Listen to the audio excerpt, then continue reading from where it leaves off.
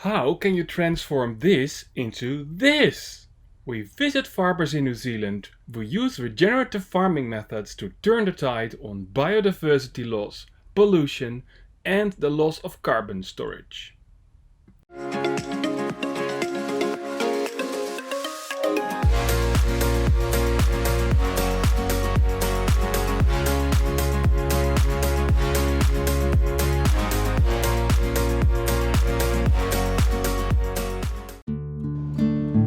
Since the arrival of humans in New Zealand some 700 years ago, about 70% of original forest has been destroyed. Much of it has been replaced by pastures. The grass feeds animals for the meat and dairy industry. As a result, habitats of indigenous flora and fauna have been decimated, and carbon storage capacity in trees and the soil has been lost. In the last few decades, synthetic fertilizer and irrigation have intensified industrial agriculture. Synthetic fertilizer is made from finite resources and has a long polluting supply chain. Runoff ends up in waterways, which leads to pollution and algae growth. Gigantic sprinklers keep the grass green, but in naturally dry areas, so much water is needed that groundwater levels steadily drop. We wonder whether farming can be done in such a way that it increases biodiversity, avoids pollution and the depletion of natural resources, and stores carbon. In other words, is regenerative farming possible? We start our research at a dairy farm just outside Morrinsville. Farmer Neville only sprays a seaweed-based biostimulant on the grass to nourish the soil. It costs less than synthetic fertilizer, doesn't pollute, and the cows are healthier. It rains enough here so he doesn't irrigate. Neville's son has planted trees on the farm to block the wind and give the cows shade in summer. A nice bonus, the trees also store carbon. Neville's farm goes a long way to tackle some of the most pressing issues haunting the dairy industry. But what if one takes the next step and transforms the grass into something truly regenerative? How do you start?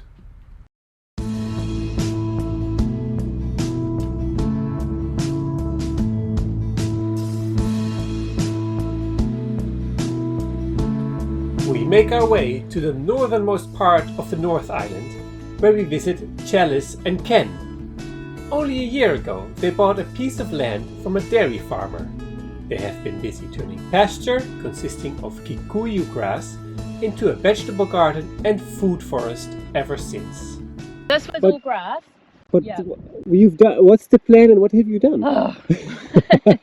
It really, it's just been an organic process, and I've been learning a lot really as I went. So I started building the soil. So the soil has been, there was a bit of topsoil that I used from when we excavated and made this flat down here. So that was put on here. Leaf mulch from in the bush, from deciduous trees. Multiple amounts of cow manure and horse manure. So lots of truckloads of gathering around the place. A lot of seaweed. And like I said to you before, like the first lot of vegetables just didn't grow into anything, and now, this year it's just beautiful to see. Look at the health of what's happening. What is regenerative about this? So it's basically that you can have trees in amongst your vegetables, and you can you cut and drop as well. And because nature wants to go back into the forest situation, so you're sort of supporting what is naturally there and what nature naturally wants to do. And it's great because also I probably won't do that with these avocados. In fact, I probably will pull one of them out. However, the carbon content that the trees offer is really important, and also the fungi. So if you actually have lots of pieces of rotten wood it actually supports bringing back the fungi as well, which is something I haven't actually done before in gardening, and I'm really enjoying it. Yeah.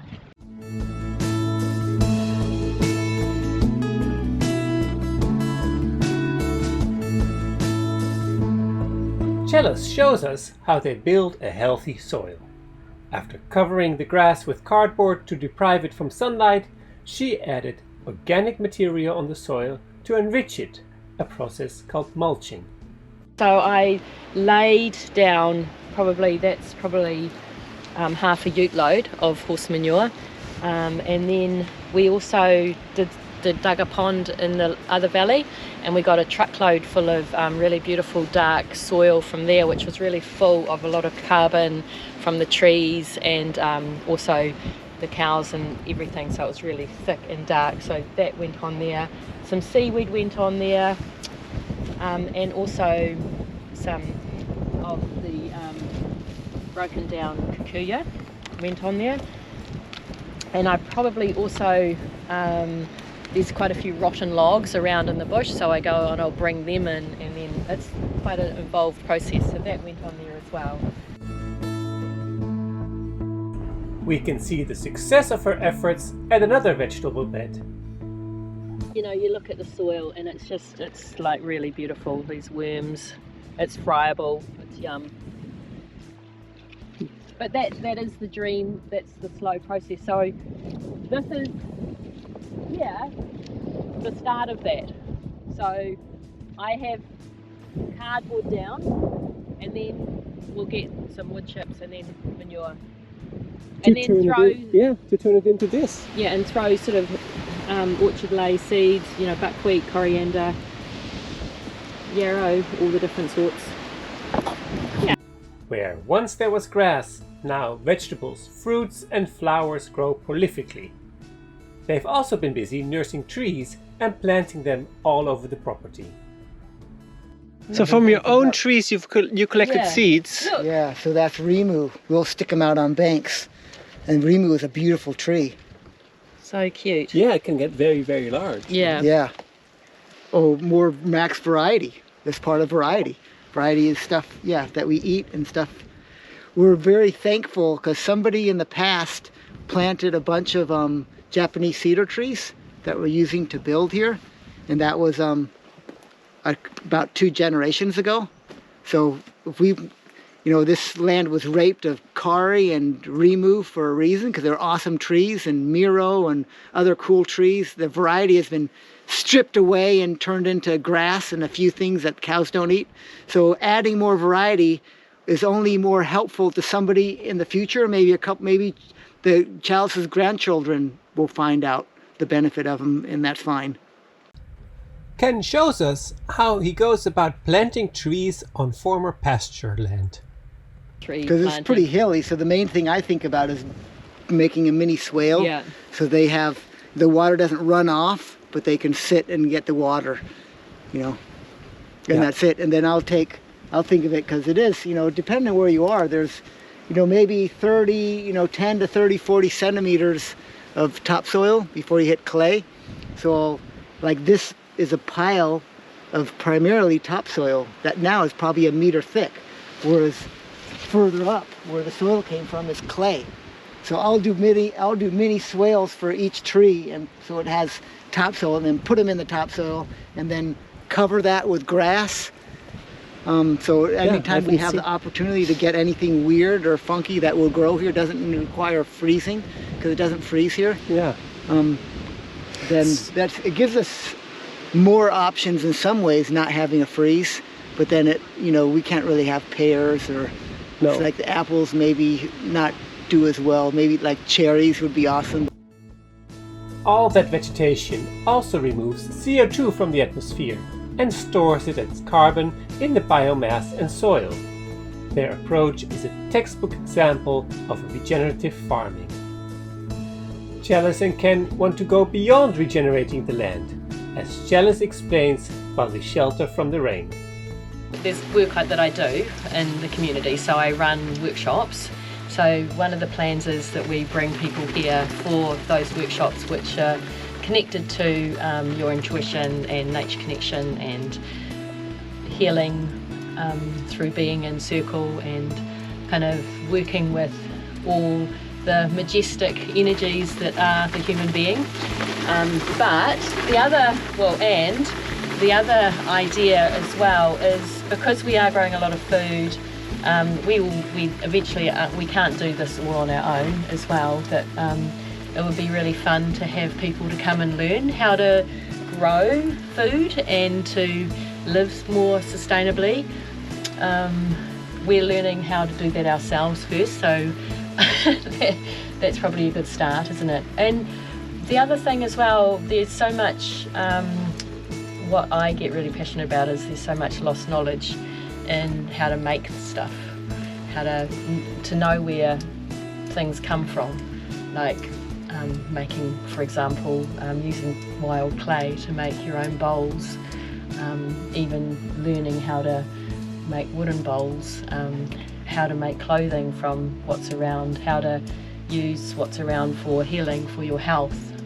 There is so much that we've lost, so I'm really interested in looking at how that can evolve in community, so it supports us to not be reliant on the system, I guess.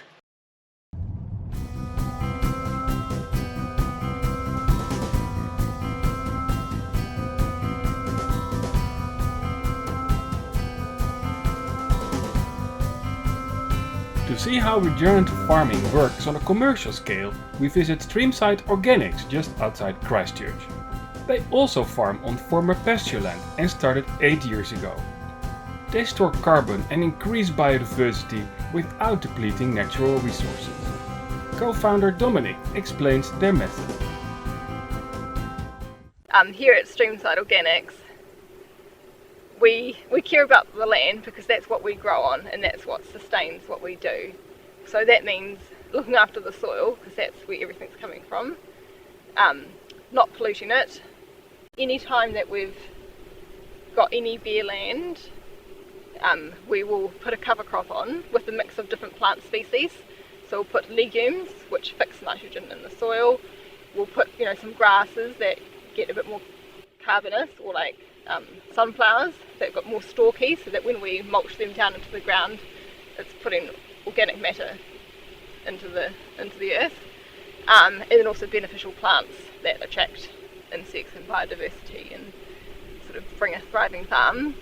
So that's one of the techniques we do. We'll let it grow up, mulch it down, sometimes let it grow until it's needed again, and then cultivate that in. Other methods are like compost teas, spray that onto the crops, and that's a bit like a probiotic for the plant. You're sort of dousing it in all the good microbes and bacteria and fungi that it needs to be a healthy plant. Their approach clearly works. The vegetables grow prolifically, but they do face challenges. So I guess one of the biggest challenges with growing organically is, number one, you have to prove that you're organic. So we paid $3,000 just the other week just to get the tick of approval to say, yep, we're not poisoning the land or poisoning the crops and feeding it to people, which seems pretty unfair to me. And then the other challenges are, it's very manually intensive. We grow a huge range, about 40-50 different plants.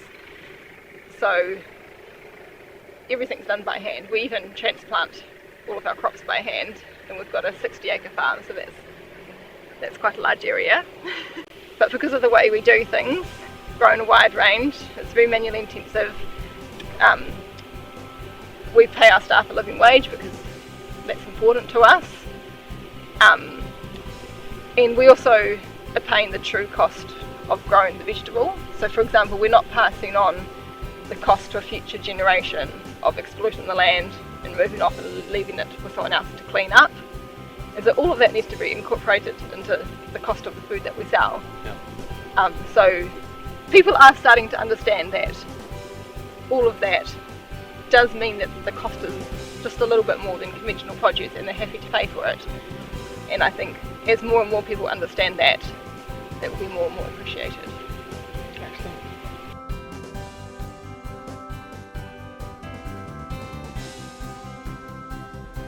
Streamside Organic sells food boxes directly to its members, but they also supply supermarkets in Christchurch, proving that regenerative farming can also be a commercial success.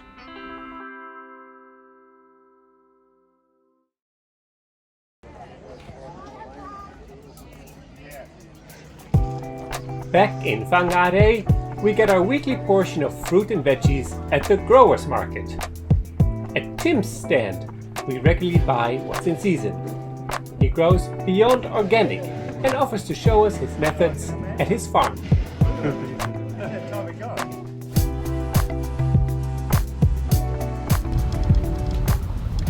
As soon as we leave the road and turn into his driveway, we are surrounded by jungle.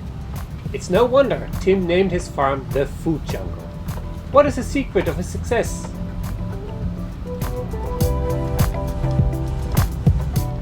My philosophy is swim downstream with life instead of trying to kill off everything but my plant. You know, like all my other farming colleagues, what they do is they've got avocados or whatever, they kill off every other bit of life that looks like it's going to be harmful, like weeds, insects, you know, fungus, everything. I go the other way, like I just sort of go, well, what will work without me having to do anything. To see how it works in practice, we follow Tim to one of his vegetable plots. Here is how I start a new garden. And here is where, this is an area that I'd lost control of and it was not productive. And so I started again. I fed all the green material through a chipper and I charcoaled a lot of the bigger stuff and made a big bonfire and then put it out with a hose and made it into biochar. And then I add to that effective microorganisms, special brews that I make, and other micronized nutrients that I make out of bamboo and various things around the place, and also microorganisms and funguses that I collect from under-established plants, and then I spread them on these gardens. And while I'm establishing the gardens, I plant my fruit trees as well, like these tamarillos. And tamarillos are a very short-lived plant as well. They're like a vegetable tree, but I plant them everywhere because they're really productive for me, and I get hundreds of them, and they're really valuable as, and they're difficult to grow. Even the chemical guys have huge problems because they're getting a new bug that kills them all. And I've got my dead ones too, like these here are crook too, but my really good ones will go for another year and be loaded, and I get hundreds and hundreds. And I'm not mainly a tamarillo grower, but they're really good to sort of fill in my spot. And then once they start dying out, I plant other fruit trees under them. So I've got a sort of 3-phase cycle going on. And this isn't a veggie garden for long. It is about 3-year sort of enterprise, and then I move on to a new spot. It's sort of like the Amazon rainforest where I do a clear a spot and then cultivate it up and then move on. Yeah. And next to our gardens we've got these bamboo groves, and we just feed like massive tonnage of this through the chipper. I'll show you it again.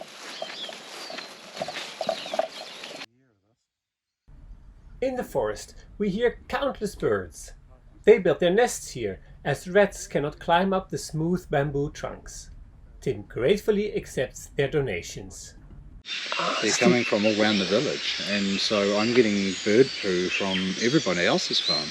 And I collect the duff and feed these bamboo shoots through my chipper and put it back up on my gardens. And it's like a self-sustaining fertiliser cycle. I don't have to bring anything on, they're bringing it on for me. Tim's food jungle is very well thought out. I've got a basic sort of like landscaping plan, if you like, and that is that I've got about 1/3 of my farm in orchards and gardens and 1/3 in trees that I'm gonna chop, forestry trees, and I've started into them, and 1/3 in bush, which I'm planning on leaving for, you know, biodiversity and interest, say. From above, we can see what he means. Tim explains that he tries to mimic the forest without external input. Nothing boiled in. It's my game. Like in the bush, you know, where it's a self-sustaining setup. And I learnt the idea from going up in the bush. I looked at the trees, thought, well, these are fruiting well for 1,000 years, loaded. How come? You know, so a lot of the seed and fruit is blown away. So, you know, it does work, and there's a build-up of organic matter on the surface, and, you know, that's where the fertility action is, not in the actual sort of geological structure the plants stand up in, it's the action on top. And so I set about to create that. Tim doesn't fight nature, but works with it to create a balanced ecosystem. Yeah, and if you spray, you create a vacuum, it fills with pests. And it's not that I don't have the pest insects, got plenty of them, but there's more of a balance. There's predators too, there's less of them, so there's not a problem. And if I see a lot of insects in my orchard, it'd be very tempting to get out there and spray with something, organic spray, whatever, to knock them down. Instead of that, I get out and redouble my efforts. It clearly works. We can hardly believe that the photograph Tim shows us of the pasture land he bought 30 years ago is now his food jungle. And I love the tropical sort of style of growing, you know, but crazy. Everything everywhere, and you can't really stop it. And this sort of place is like that. It's just super fertile. You can't really stop stuff growing. It's a problematical. It's not it's a paradise of a spot for growing. We are thrilled about the benefits and opportunities of regenerative farming. Our visits have convinced us that it is possible to grow food while also increasing biodiversity, storing carbon, and avoiding pollution. It's a matter of rebuilding the soil, planting different crops and rotating them, and adding nitrogen fixers, flowers, and trees. You can help to make regenerative farming become the norm by eating more plant-based food and buying from regenerative farmers.